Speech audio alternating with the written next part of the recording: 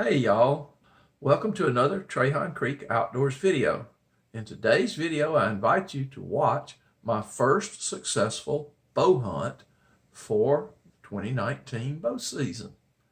This was a hunt that took place on October the 12th, and I killed a 4-point buck. So I hope you enjoy the video. But before you watch, I'd like to say a couple things. One, if you're not a supporter of my channel, I invite you to please subscribe and hit the notification bell, because if you like videos like this and others that are on my channel, we will be producing more and you'll be the first to be notified of them. For those of you that do support my channel, I really thank you for your support, for everything you do for me and my channel. Now, having said that, hunting videos and certain other videos that I have on my channel are often targeted by the anti-crowd who report them to YouTube and who say that they show violence, killing of animals, things of this nature. So this video has been purposefully, I guess we'd say, edited to pass YouTube's approval. That's basically the best way I can put this in a polite manner. Anyway, you will not see an actual kill shot. And in my trapping videos, you don't see an actual kill shot of the animals in the trap. And I'm just having to edit some things.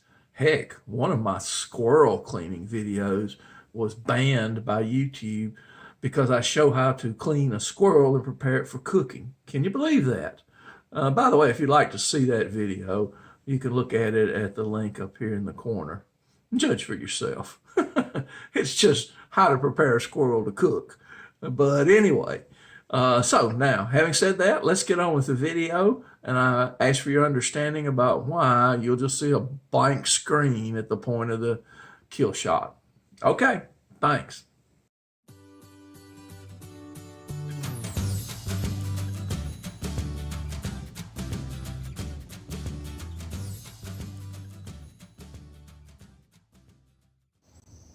Hey everybody, this is Bill Williams. I'm sitting here in my tree stand on a Saturday afternoon, October the 12th. And it is a beautiful afternoon, about 65 degrees, sunny, not a cloud in the sky, just gorgeous. So I'm up here in my deer stand, getting ready for an afternoon deer hunt. Join me on this hunt. Coming up next, it's about 5:30 in the afternoon, and I decided I'd use my crossbow today.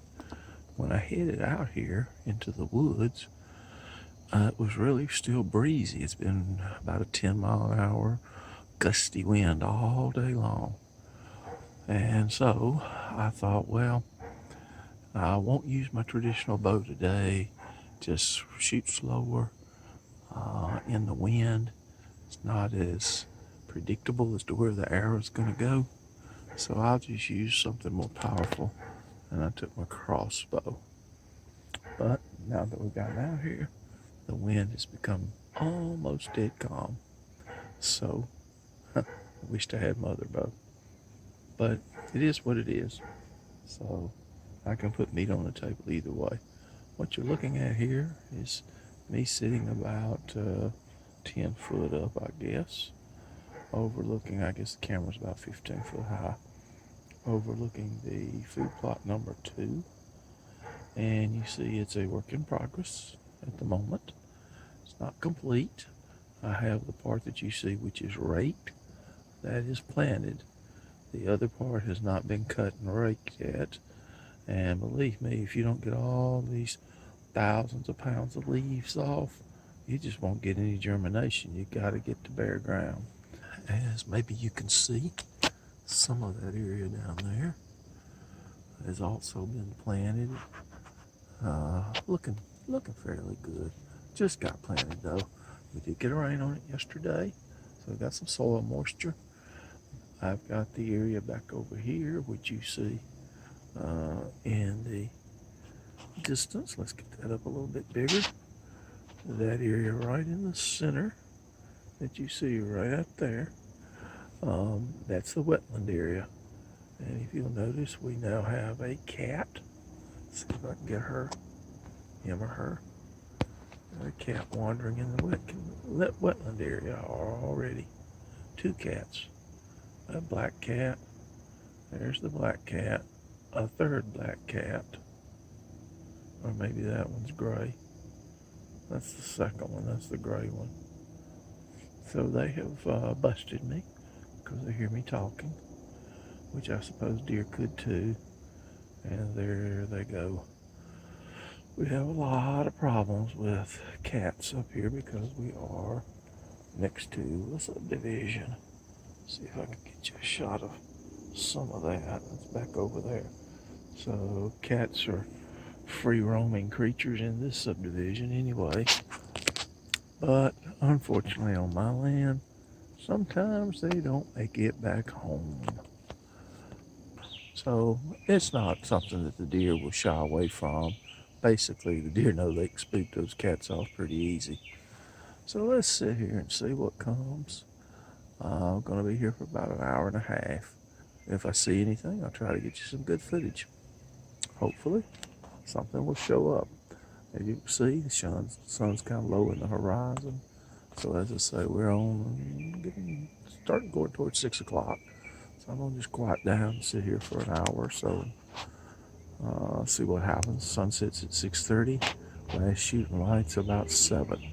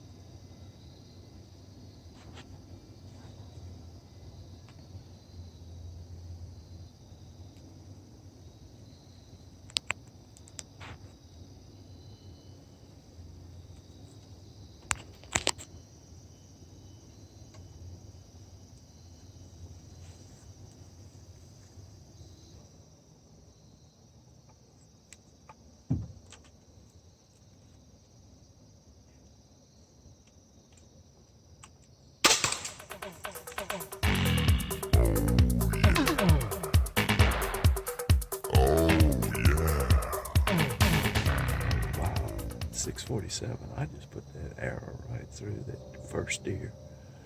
The two of them came out in food plot number 1, crossed through the little wetland area, and then came on into food plot number 2. And one of them walked straight to my stand. And I had to move a little bit to try to turn my scope on because it's pretty dark. So anyway, I want to turn the lighted part of my scope on. And when I started doing that, he saw me. He didn't panic, just lifted his head up, froze, and faced straight at me. I pretty much took a shot at him out of the picture because facing deer isn't what I want. But the other one was broadside, which is really probably the bigger buck and probably the one I did not want to kill. But anyway, you take what you can get. So I did not hear the deer fall, which that's not a good sign because it probably ran a good ways. So I'll be trailing it. It's dark. Not really anxious for that, but giving it just a few minutes just to see if it might lay down and die. And then I'm about to go track this deer.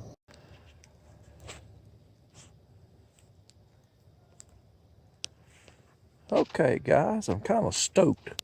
Here is my deer. Very nicely done, I guess. I will congratulate myself because there's nobody out here to congratulate me.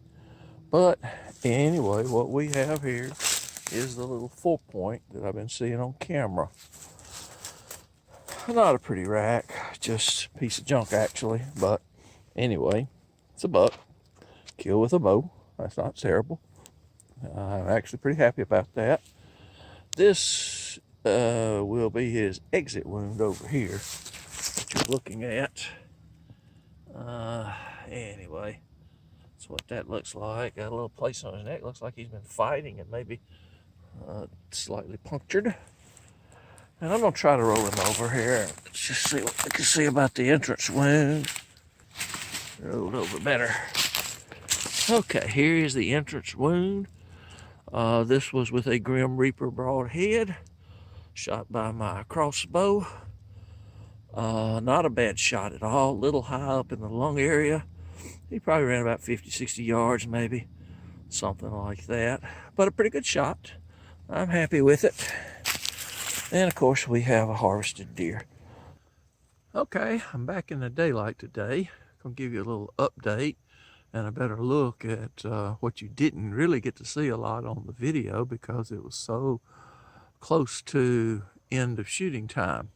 I only had about 15 minutes before shooting time was over when the deer came out. But they were harvested within a legal period, so all is good. They actually came from the woods into food plot number 1, which you see here as the green that you're seeing right ahead. My house is back there in the background, so that's the food plot closest to my house.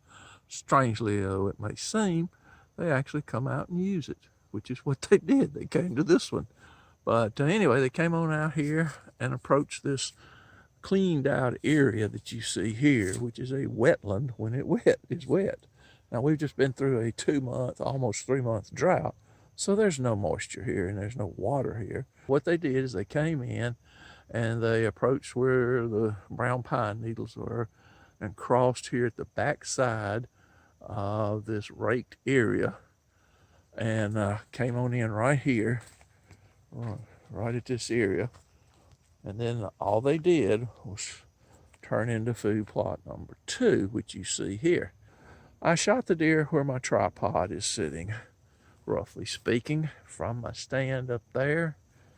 Something like about not over 20 yards, maybe more between 15 and 20, I'd say 16, 17 yards, something like that, probably.